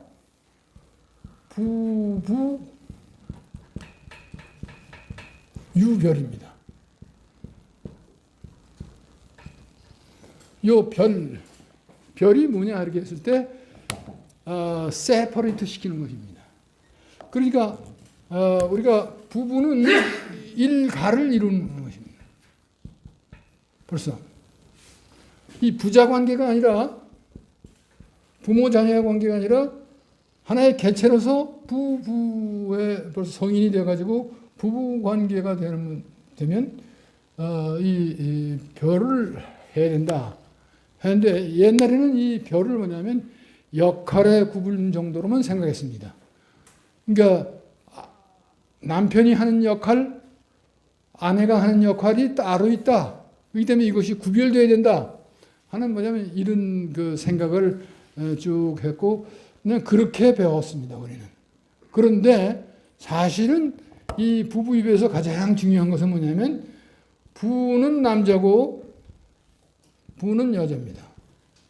그러니까 부는 이 자기 아내와 다른 여자를 구별할 수 아는 것이 이 부부이별의 가장 중요한 핵심입니다. 그 다음에 또 아내는 자기 남편과 외간 남자를 구별할 줄 아는 것이 이 부부의 별입니다. 이게 서로 뭐냐면 별을 잘 지켜야 됩니다. 그렇지 않으면 그 사이에서 낳은 아들이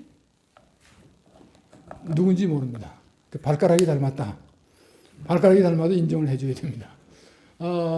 이러한 것이 원래 부부유별의 본래 의미입니다. 그래서 제가 이런 얘기를 하면 그거 원래 유학에 있었느냐 뭐 이런 얘기를 하는데 이게 없으면 유학이 이 가의 성격이 변질됩니다. 없어지는 겁니다. 사실은 원래 본래 유학이 이렇게 있었던 것인데 체면상 이러한 뭐냐면 이런 문제는 잘 다루질 않습니다. 사실은. 그래서 이 가장 그 중요한 관계 속에서 있는 이 별, 자기 남편과 외간 남자를 세퍼레이트시키고 구별시켜주는 것이 이 별이고 자기 부인과 다른 여자를 구별할 수 있는 것, 그것이 부유별의 가장 중요한 것입니다. 그래서 이 뒤에 뭐라 하냐면 짐승은 뭐냐면 자기 애미가 누군지는 압니다. 그러나 애비가 누군지는 모릅니다. 그러니까 이것은 별이 없기 때문에 그런 거예요.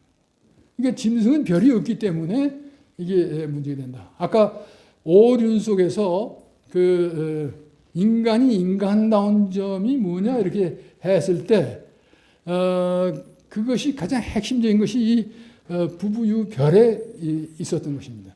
그러니까 인간과 동물이 다른 점이 뭐냐 할 때 가족이 있다고 하는 것인데 가족이 맨 처음에 시작되는 것이 부부에서부터 시작이 되는 것입니다. 인륜의 시작은 부부에서부터 시작이 된다는 것입니다. 그래서 이러한 점에서 유학의 가르침은 상당히 이 서양의 뭐냐면 개인주의적인 거하고 상당히 다른 그 점이 있지 않은가 이런 생각이 듭니다. 그래서 사실은 옛날에는 바깥의 일을 갖다가 아내다가 알리지 않고 아내 일을 바깥에 얘기하지 않는 것이 별로 생각을 했습니다. 그래서 춘추 좌전에 이렇게 보면 춘추 전국 시대에는 부모 자녀가 간에도 이 권력 투쟁이 생기면 서로 싸우는 생기가 있고 사위하고 그다음에 장인의 관계는 말할 것도 없습니다. 그런데 어느 날 이렇게 보니까 이 사위가 장인하고 정적이 되어버렸습니다. 그 정적이 되어버려서 장인을 제거해야 되는데 가장 미안한 사람이 누굴까요? 미안한 사람이 자기 마누라예요. 그러니까 그걸 갖다가 얘기를 했어요. 사실 이렇게 해가지고 자네 아버지가 언제 죽게 돼 있다 그러니까 이거 아버지냐 남편이냐 하는 게 두 가지 선택길이 있었던 거예요. 그러니까 누구한테 상의를 했을 거예요? 엄마한테 상의를 한 거예요. 엄마한테 상의를 하니까 뭐라고 그랬냐면 어머니가 인진부라고 얘기합니다. 인진부. 사람은 다 모조리 다 네 남편이 될 수 있지만 아버지는 혼자 하나뿐이다. 이런 얘기를 합니다. 그렇게 하니까 결국은 거사가 들통이 난 겁니다. 들통이 나가지고 뭐냐면 사위는 죽고 아버지는 겨우 살았다는 이런 얘기가 나옵니다. 그렇기 때문에 그 이후부터 이 좌절이 나오는데 바깥의 얘기를 안에다가 하지 않는다. 왜냐하면 지나가는 사람이 거적에 많은 시체를 보고 밖의 얘기를 안에다 전하면 저런 꼴이 되는 거야. 이런 것을 하는가 보면 인진부라고 하는 뭐냐면 이런 얘기는 네가 시집가면 다 네 남편이 되는데 아버지는 하나뿐이지 않냐. 엄마가 그런 얘기를 하는 바람에 결국은 사위가 오히려 역습당해가지고 죽게 되는 뭐냐면 이런 게 있는데 이런 점에서 부부 관계를 옛날 사람들은 상당히 밖의 일을 갖다가 아내다 절대로 얘기하지 않았습니다. 그리고 아내 일을 갖다가 또 밖에다 얘기하지 않고 시시콜콜 얘기하지 않고 그것이 쭉 전통이 됐던 것인데 사실은 그러한 그 역할의 구별이 아니라 아까도 얘기했듯이 이 유학에서 가장 기본적인 그 태도가 뭐냐면 부부 유배에서 외간 남자, 외간 여자하고 구별할 줄 아는 것. 이 별은 일가를 이룬 사람은 보통 남녀하고 구별이 된다고 하는 그런 점에서 이 별입니다. 사실은. 그래서 이렇게 해석하는 사람이 거의 없습니다. 유학에서. 그 다음에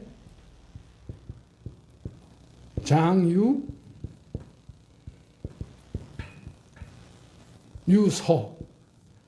장과 어른과 어린이는 서가 있어야 된다.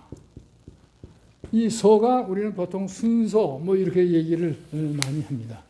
순서를 얘기하는데 순서는 그러면 어떻게 해서 이루어지는 거냐? 어떻게 생기는 거냐? 순서 어떻게 생기죠? 출생에서 생기나요? 출생에서 뭐냐면 형, 동생 이래가지고 순서가 쭉 생긴 게 이게 보통 자연적인 그런 순서입니다.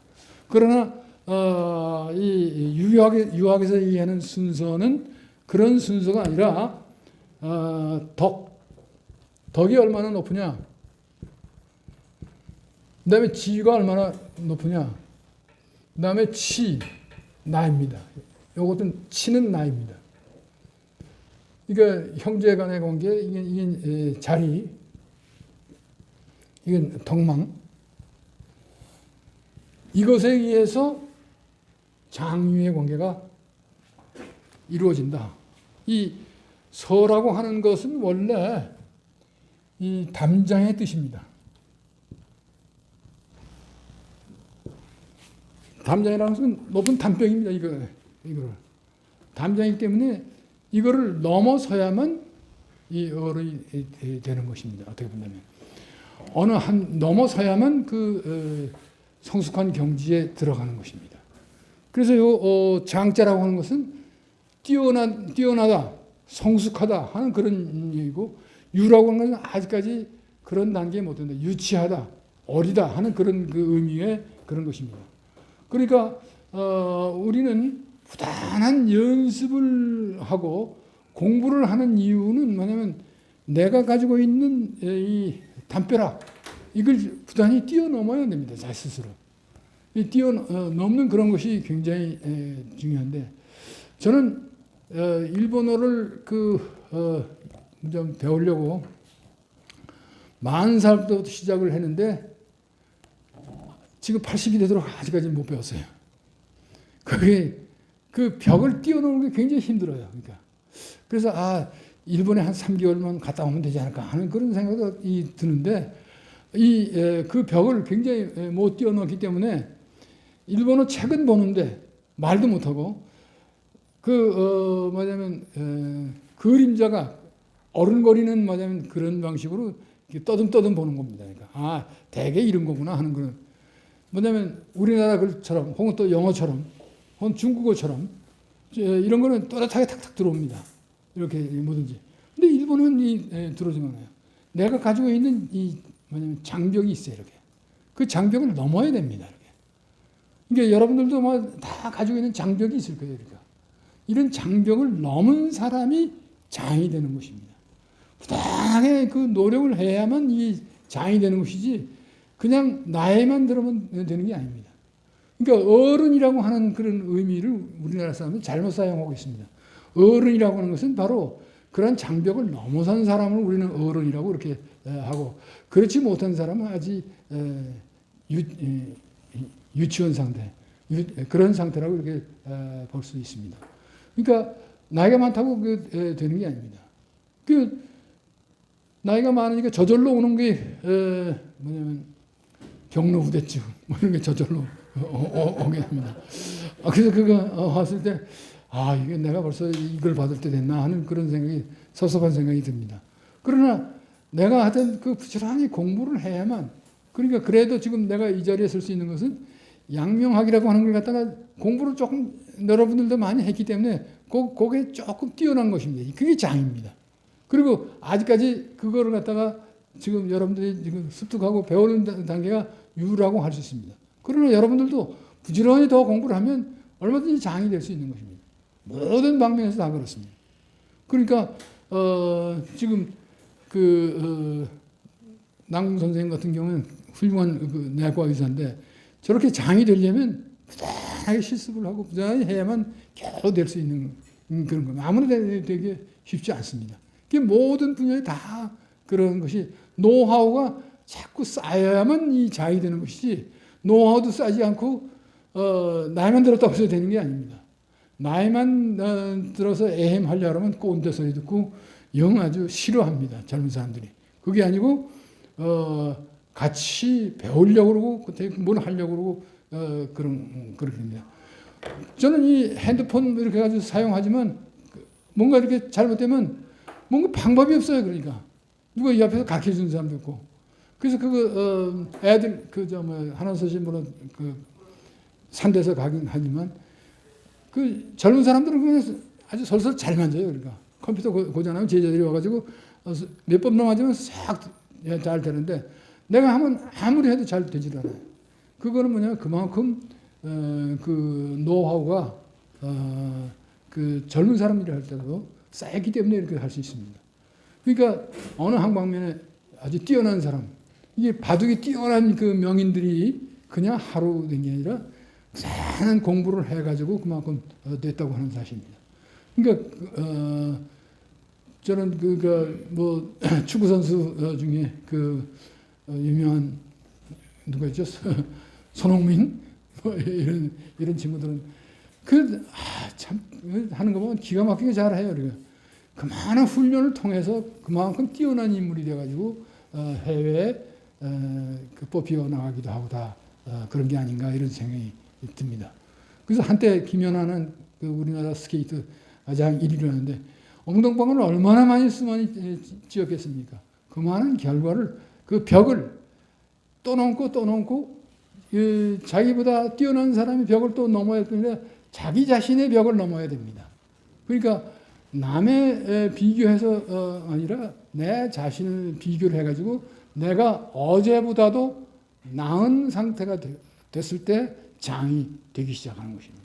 그러니까 그냥 이루어지는 게 아니다. 그래서 장유유서라고 하는 것은 이 순서라고 어떻게 결정되느냐, 그런 벽을 뛰어넘는 순서에 따라서 차례가 매겨지는 것입니다. 우리가 서할 때 질서가 있는데 지라고 하는 것은 공간적으로 나란한 것을 지라고 그러고 서라고 하는 것은 시간적으로 나란하게 갈라드는 것을 서라고 합니다. 그냥 뛰어넘을 수 없는 게 서입니다.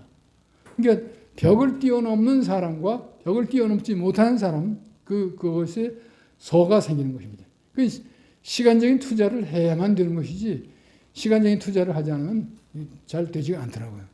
그래서 제가 일본어에 대한 그 투자를 조금 더 했으면 좋겠다 하는 생각이 드는데 그거 할 시간이 요새는 없어요. 이게 다른 걸 해야 되기 때문에 그래서 조금씩 이렇게 하긴 잘 극복이 이게 벽을 시원하게 넘지 못한 거 있습니다. 그다음에 맨 끝에 붕우유신이 있습니다. 붕우유신은 붕우라는 것은 같은 선생한테 배운 그 사람들을 붕이라고 그러고 우라고 하는 것은 뜻을 같이 하는 사람들을 우라고 그럽니다. 그래서 붕우유신입니다. 근데 사실은 붕당유신이 아니라 이게 잘못하면 끼리끼리 붕당을 짓는 그런 경우가 많이 있습니다. 이 친구끼리 모이니까 그게 아니고 이 세계 어느 사람들하고도 자기 뜻이 맞으면 벗이 될 수 있다고 하는 그런 것입니다. 그건 나이에 상관없이 될 수 있는 것입니다. 그래서 이 중국 사람들은 상당히 아주 체면이 아주 심합니다. 나이가 들었어도 자기하고 사제관계가 없으면 자기를 제라고 부릅니다. 동생이라고 부릅니다. 그 다음에 위에 사람은 학형이라고 그랬고 그거는 누구나 다 평등하게 붕우라고 하는 뭐냐면 그런 관념이 깔려 있기 때문에 그렇습니다. 사실은. 그래서 이 신이 굉장히 믿음이 굉장히 중요합니다. 특히 오늘날 우리 사회에서 그 믿음이라고 하는 것, 신용이라고 하는 것이 이 경제 주체뿐만 아니라 모든 것이 굉장히 중요한 잣대가 되고 있습니다. 신용이라고 하는 것은 자기를 속이지 않는 것이 신입니다. 남을 속이지 않을 뿐만 아니라 자기를 속이지 않았을 때 신의가 생기는 것입니다. 사실은. 그래서 우리가 특히 코로나 이렇게 했을 때 거짓말 시켜가지고 코로나가 몇 배로 더 확산되는 그런 경우를 많이 봤습니다. 그건 뭐냐면 내 자신을 속였기 때문에 남을 다 속이고 거기에서부터 이 신용이 떨어지고 신의가 깨지는 그런 관계입니다. 신이라고 하는 것은 인간의 말입니다. 사람의 말. 그래서 여기에 신자가 이렇게 보면 사람 있고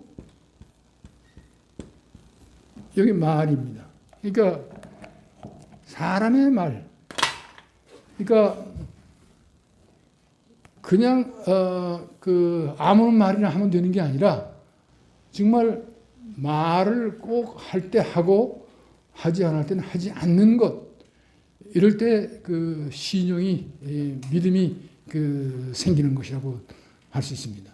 그래서 이 신이 말씀이 이루어진 것 이것이 성이라고 합니다. 성. 참될 성. 이 거짓이 없는 것. 왜냐하면 이게 속이지 않는 그런 것입니다. 양명학에서 가장 중요한 것이 무자기. 자기 자신을 속이지 않는다고 하는 것입니다. 왜냐하면 그것이 바로 성이고 주작에서는 거경을 중시하는 데서 왕염에서는 성의를 굉장히 중시했다고 하는 사실입니다. 그렇기 때문에 이 양명학은 이 오륜을 바탕으로 해서 유학의 유학을 새롭게 해석한 그러한 그 철학이다. 그래서 신유학이라고 하는 말, 새로운 유학이라고 하는 말은 그냥 이 맹자의 사상을 그 시대에 맞게 새롭게 해석을 했기 때문입니다. 그래서 이 오륜을 뭐냐면 인간의 관계 속에서 가장 중요한데 이거를 천리라고 봤습니다. 그러니까 오륜 자체를 천리라고 인간이 맺은 관계를 천리라고 봤습니다. 그러니까 그래서 부자 관계를 무슨 관계냐면 천리라고 봅니다. 인륜을 얘기하면 천리다 할 때 이 천리라고 하는 것을 이것을 천리로 봤기 때문에 그러한 사상이 나온 것입니다. 그래서 이러한 그 상강은 상하 주종적인 것에 대해서 이 오류는 수평적인 관계다. 이게 수직적인 관계가 아니라 수평적인 관계라 이렇게 볼 수 있습니다. 그렇기 때문에 부부 이별도 수평적인 관계고 이 장유 유서도 나이에 의해서 수직적인 관계가 아닙니다. 이 수평적인 관계 속에서 누구나 다 노력을 하면 장이 될 수 있는, 왜냐하면 그러한 관계로 갖다가 보는 거예요. 부모 이혼신도 마찬가지고. 그래서 이 오륜이야말로 양묘학에서 상당히 중시하는 그러한 철학이다. 이렇게 말씀드리고 오늘 강의를 끝내도록 하겠습니다. 혹시 질문 있으면 또 질문하시면. 질문 없으신가요? 네. 한 가지만 질문. 예. 교수님께서 그 상당 본론에 대한 현대적인 해석을 이렇게 해주셨는데, 예. 그러면은 그 당시에 조선시대 때 네. 지금 교수님이 말씀하신 그러한 해석에 기초해서 이 부분이 실제로 되어야 되는데, 지금 우리가 느껴지고 있는 정서는 사실은 그 시대적인 구조상으로 놓고 봤을 때 과연 그러했는가 하는 의문점이 들거든요. 왜냐하면 그러지 우리가 미처 정보를 모르기 때문에 또 문을 그렇습니다. 예. 모르기 때문에 네. 함부로 말하기는 힘들겠지만 네. 일반적으로 그냥 좀 통괄적으로 보았을 때 네. 그런 느낌을 덜 받아오고 좀 배워왔다는 것이죠. 그렇습니다. 예. 네, 그래서 그런 부분에서 이 부분들이 교수님이 보시고 그것을 현대적으로 해석을 하는데 정말로 그 시대 때 네. 지금의 관점이 아니라 그 시대의 관점에서 문헌상으로 봤을 때는 과연 지금 현대적인 해석에 이 부분들이 충실했는가 네. 하는 것들에 대해서 좀 궁금증을 예, 아주 좋으신 질문이었습니다. 그러니까 조선시대에는 주자학의 시대입니다. 아까도 얘기했지만 주자학이 그 만들어진 코드를 정도진이 만들었는데 500년간 지켰다. 그렇기 때문에 바로 이렇게 그 주자학에서는 오륜보다도 삼강을 더 중시했습니다. 사실은 삼강을 중시했기 때문에 집에서도 아버지 말씀이 절대적이고 그다음에 남편이 말이 절대적인 시대가 바로 조선조 시대였습니다. 사실은 그렇기 때문에 오늘날처럼 이런 그 오륜의 어떤 그 평등 사상을 갖다가 그 얘기하지 않고 저는 지금 우리가 양묘학을 어떻게 이해할 것이냐 이렇게 그런 점에서 새롭게 양묘학을 어떻게 보면 저 나름대로 해석을 해서 말씀을 드리는 것입니다. 그러니까 말씀드린 조선시대는 그런 적이 없었습니다. 사실은. 그래서 조선시대는 칠거지약이라는 것도 있었고 여성들의 지위가 아주 낮았습니다. 절대로 평등화될 수가 없었습니다. 또 오륜에서 유자가 다 들어가는데 예. 그 있다는 겁니까? 아니면 있어야 한다는 겁니까? 아주 그 핵심적인 질문을 하셨습니다. 사실은 사실적인 관계가 아니고 의무적인 관계입니다. 양자의 관계는 그 쌍무적이라고 얘기합니다. 쌍이라면 서로 쌍방이 할 때 쌍지 않습니까? 무자는 의무적인 관계입니다. 그러니까 쌍무적인 관계이기 때문에 그러면 어떻게 돼야 됩니까? 의무를 다해야 되겠죠. 서로. 한쪽이 의무를 안 하면 깨짐이 되겠죠. 그러니까 우리가 이 동양이 서양의 인권 사상에 대해서 상당히 조금 약합니다. 인권이라는 건 의무가 아니라 내 권리입니다. 그러니까 부모가 나는 효도받을 권리가 있다. 이렇게 주장하지 않습니다. 이 자녀들도 나는 이 보살핌을 받을 자애를 받을 권리가 있다. 이렇게 하지 않고 의무를 다하는 겁니다. 부모는 자녀한테 의무를 다하는 겁니다. 근데 자녀는 부모한테 의무를 효의 의무를 다하는 거지 이 권리의 관계는 없습니다. 그렇기 때문에 그냥 유자가 쌍무적인 관계로 해석을 한다면 있어야 한다 하는 뭐냐면 이쪽이 가깝겠죠. 그러면 예. 예. 그 아까 저기 뭐야 부자 유친. 유친에서 친은 예. 자효 관계고 아니 그렇게 된- 부자 자효. 아니, 그러니까 자효 관계니까 그러니까 예. 친. 자고 예. 그러니까 예. 자는 효고 예. 이 관계면 그 다음에는 분신의 관계는 예. 그러면 어떤 그걸 둘의 그 의는 예. 뭐 그렇게 둘로 이렇게 쌍둥이가 되니까 어떤 글로 표현할 수 있는지 별도 그렇게 그게 가능한지 예. 예. 이 군의 신하는 충이겠지만 예, 신충. 이게 의로 가야 됩니다. 군이가 사실은 군의 신충의 관계입니다. 사실은. 그리고 부부의 별은 부도 별해야 되고 부도 별해야 돼요. 이 둘 다 쌍둥이 관계입니다. 어느 한쪽이 별하지 않으면 깨집니다. 관계가. 그 별이라고 하는 거는 상호간의 별인 게 아니라 부부라고 하는 것의 정체성 예. 타자와의 구별인가요? 예, 그렇게. 예. 봐요. 그렇게 해석해야 이게 가정의 뭐냐면 그 가가 성립이 됩니다. 뭐냐면 이게 깨지면 그 짐승이나 마찬가지 되는 거예요. 사실.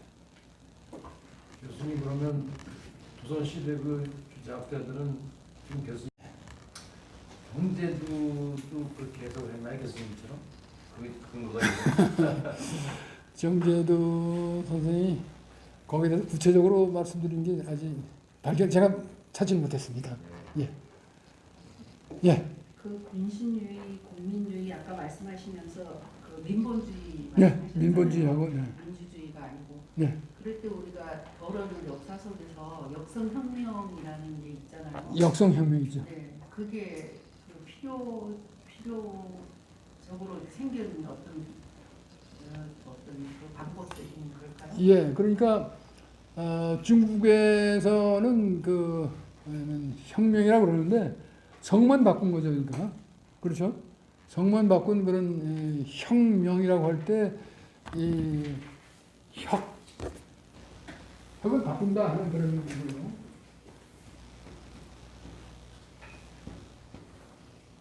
명할 때 그때 명은 천명입니다. 천명을 바꾸는 거죠. 그래서 요거 아주 좋은 질문을 하셨는데 원래 중국의 유교적인 근본 사상은 어떠냐면 이 주나라 때 왕조가 생긴 것은 뭐냐면 기명유신이다. 우리가 유신 얘기하다 보니까 그 천명이 오직 새롭다. 왜냐하면 주나라의 왕들은 덕을 닦았기 때문에 은나라의 덕을 닦지 않은 무자비한 말이면 순장을 하고 죽으면 그냥 거기 있는 하녀들 뭐냐면 사람들 다 신하들 다 무덤에다 갖다 묻었거든요. 뭐 죽여서 묻었냐 살아서 산채로 묻었냐 그 순장이라는 제도가 좀 무지막지한 제도가 있었는데 그걸 없애버린 게 주나라였던 겁니다. 그래서 인문주의라고 얘기하는데 그러한 것은 뭐냐면 천명이 주나라한테 늘 새롭게 여긴다. 왜냐하면 덕을 닦았기 때문에. 그렇기 때문에 그 명이 새롭다 그러는데 이 대개 중국의 역대 왕조들 보면 옛날 그 끝에 갈수록 임금들이 시원치 않아요. 그 때문에 복종을 했을 때 그 복종을 바꾸는 것, 그게 청명을 바꾼다고 하는 데서 정당성을 갖다가 유지하기 위해서 역성혁명이라고 얘기합니다. 역성혁명이라는 건 성만 바꿨다 이런 얘기입니다. 그렇죠.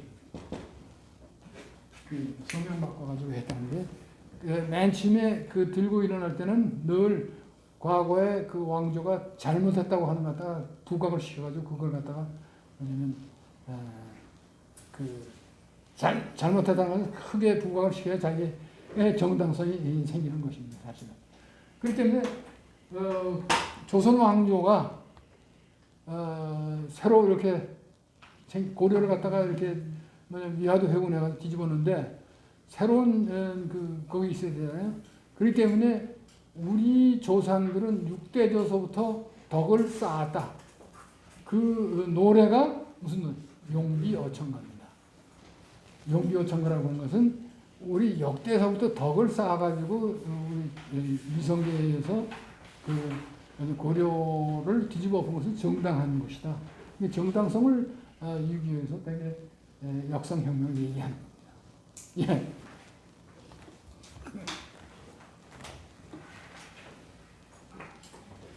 또 질문 있으시면 하여튼 예, 감사합니다. 고생하셨습니다. 좀 잠깐 얘기 말씀드리겠습니다. 제가 이렇게 카톡방으로 이제 갑자기 카톡방으로 묶었는데 이제 앞으로 강의와 관련해서 전달을 전달을 하도록 하고요. 다음 금요일입니다. 이제 매주 이렇게 좀 진행하는 다음 주 금요일 6시 반에 6시간이요? 6시 반. 6시 반이요? 예, 6시 반. 6시 반으로 하겠습니다. 6시 반부터 시작하는 것으로 하겠습니다. 2시간 정도. 저희 교수님도 교수님 카톡이 되시는지 모르겠습니다. 네, 카톡 됩니다. 그러면은 혹시 이렇게 그 질문이나 이런 부분들 궁금한 점 있으면 또 카톡에서 아마 물어보시고. 예, 질문을 많이 해주시면 제일 좋겠습니다. 오늘 고생하셨습니다. 수고하셨습니다. 예.